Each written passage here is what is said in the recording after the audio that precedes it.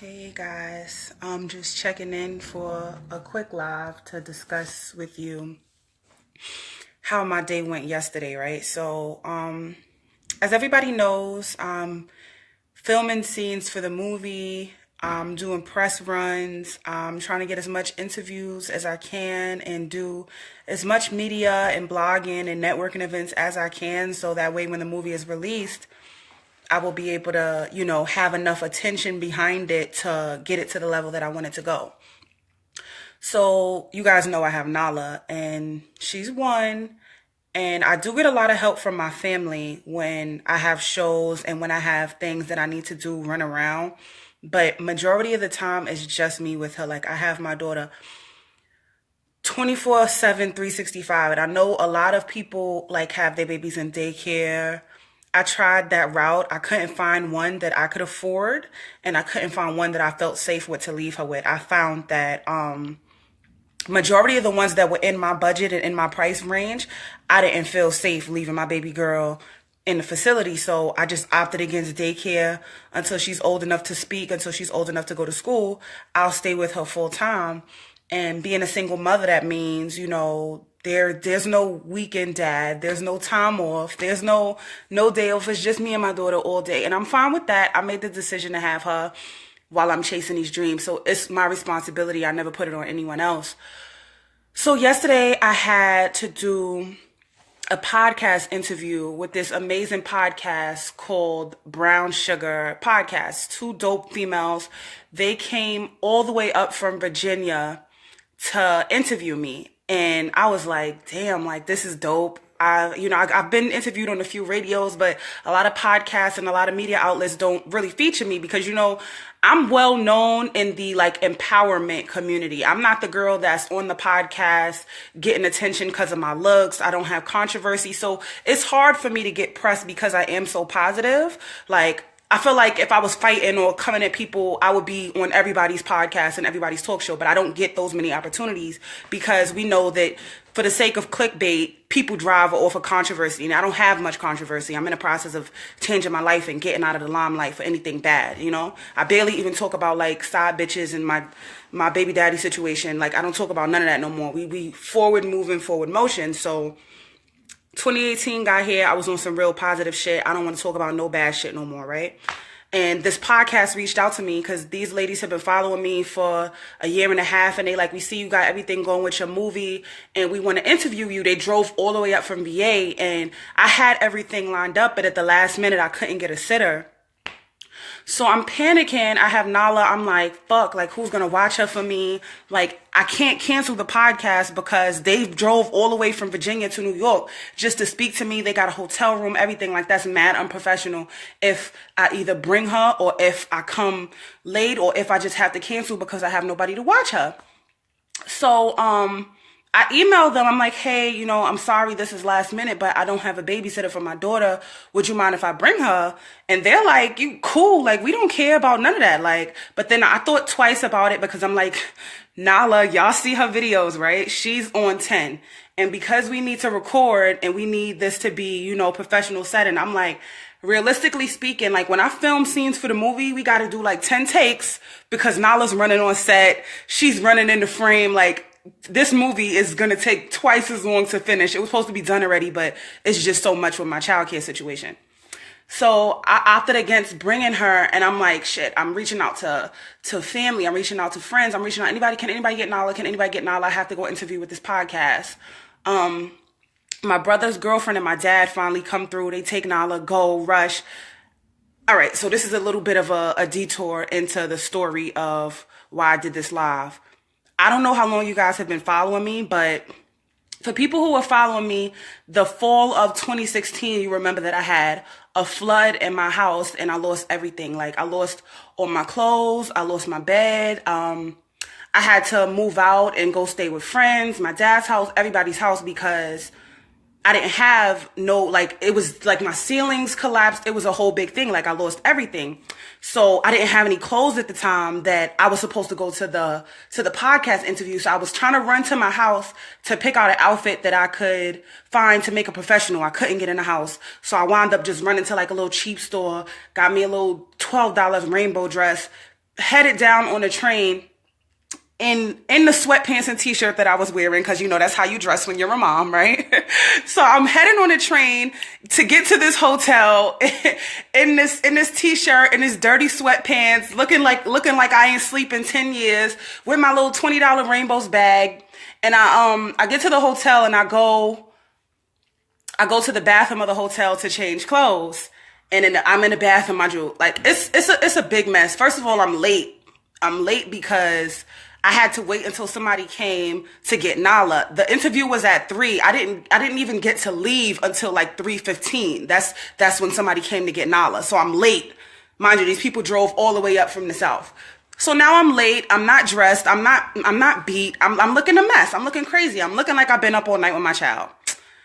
And I get to the interview, I change clothes in the bathroom downstairs at the hotel, then I get upstairs to the podcast and they just embrace me like, oh my God, like, Kara J, we're so happy to meet you, da-da-da-da-da. And I'm just super apologetic because I don't like wasting nobody's time. I know that I'm a single mother, but I never try to make me being a single mother an excuse for my behavior or for my professionalism. Like, I try to stay on my P's and Q's, but there are some times when my scheduling is one of the hardest things for me because I can't always get to a place at X time because I have to make sure that somebody can have my child. I have to make sure that certain things are taken care of. So a lot of events, I do get to a little late. A lot of situations I do have to miss out on, or, oh, I'm sorry, I can't come. I don't have a babysitter for that day. So I would be a lot further along had I had, full-time help with my child. But, I don't live with my mom. I get help where I can get it. So I get there and I'm like panicking because I look a mess. I look like I just changed in the bathroom of the hotel. I'm late. I don't have no makeup, nothing. I'm just looking like I rolled out of bed and I had been up for like 2 days. And they're like, sis, like, relax. They're like, calm down. Like, we're happy to interview you. We understand all of that. And us reaching out to you is because you share so much of yourself with us that we know your situation already, girl. Like, you don't put up no guys for social media to where you feel like your situation ain't understood. So them interviewing me was like, we know we're interviewing Kara J. We know that you don't sleep. We know that you're a single mother. We know that you run around and you walk to wherever you need to go, that you be on a bus and a train. Like, we know the whole tea, sis. And that just made me realize that, damn, I'm always down on myself about my situation and me trying to make sure everything is professional and look this way and I gotta grind, I gotta do this, I gotta show up on time, I gotta have this makeup, I gotta have the hair, I gotta be on point. Like, if I want to be in this lane, then I have to do the things that the people in that lane do. And these women are embracing me like, no, you have to do the best that you can do. And they put personalism over professionalism. They put the personal nature and the personal connection with me over the professionalism of me showing up late, me not having no babysitter, my makeup wasn't done. Like, they put all of that shit to the side and just talk to me. They put all of that to the side and didn't care. Like, listen, sometimes you have to be a person before you are a business person. And a lot of the times we think that people's jobs and what they do for a living is like the end all and be all. Like, how many times you're at a register and the cashier isn't smiling or whatever, and now you automatically get an attitude back with them, and then you're telling them like, oh, this is your fucking job. If you didn't want to be here, then you should have stayed home. But it's like, no, like, people are going through real life situations, and you got to understand that everybody that's doing a job is just a human that's doing a job. Everybody can't be the machine and put that smile on and be professional 24/7. Like, I don't care what anybody tell you, unless you work at Chick-fil-A, nobody is professional all the time. Nobody is professional all the time. Sometimes you're going to walk into your favorite coffee shop and they just going to be getting off a phone call or a text and then say, I'm sorry, excuse me, and I'll take your order, and they going to snap back into it. You know what I mean? Like, everybody is not always a customer service on 10. Everybody is not always by the book with their professionalism. And I appreciate the people who allow me to dream chase in its raw state. I'm dream chasing right now because I have to make a way for my daughter. I was a waitress. I was in food service for 6 years. I can't go back to that. I have to do something that is next level so I can send my daughter to college because I couldn't afford to go. I have to do all of these things that are different than the way that I was formerly doing it. But being a single mother is so hard because you can't do it without help. And you can't do it without people that are willing to do business with you at the level that you're at. And that says something to me because it was like, I psyched myself out of the opportunity. I was ready to cancel because I felt like I was wasting their time. You know, I'm fucking late. I look a mess. I haven't slept in like a week. And they was just like, listen, this is business, but we're people at the end of the day. And I love working with people and connecting with people that understand that everybody got a story. You got to put people over the professionalism sometimes. You got to be able to maneuver through the mess of people's lives. And as a person whose life is a mess right now, my shit is crazy. I will never let my mess become your mess when we work together. I never let my mess stop me from my responsibility. You know what I mean? Like, cause if I couldn't get a sitter, 9 times out of 10, I was bringing Nala and she would have just been on my lap. I'm sorry. We got to do this interview. I'm a single mom. I don't have nobody to watch her. If I didn't have the $10 for the rainbows dress, best believe I would have did my interview with my t-shirt and my sweatpants. Like, listen, this is what you have to do when you want that opportunity. We also pursue the happiness. I'm pulling up with no shirt if I know that I'm qualified to take that meeting. You understand? So I just wanted to talk to all the single mothers, single fathers, single parents, anybody that's struggling with something out there that you can't necessarily afford, anybody that don't have the time to accomplish the things that you want to accomplish. Don't psych yourself out of opportunities because there are some people that are all business, but there are some people that will see your potential and believe in you if you're dedicated about your shit. Like people help me and people believe in me and give me the opportunities, even with my life being a mess, because they know I go hard.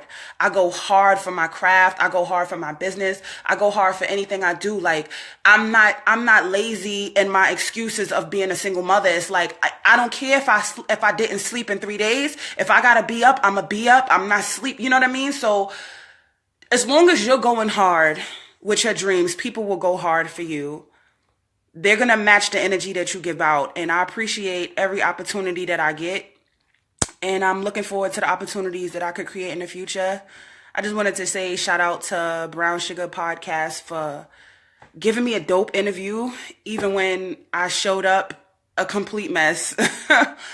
A year from now, after this film is out, and after your podcast takes off, we're going to interview again, and we're both going to be in a different space and be able to show each other that same love. Peace.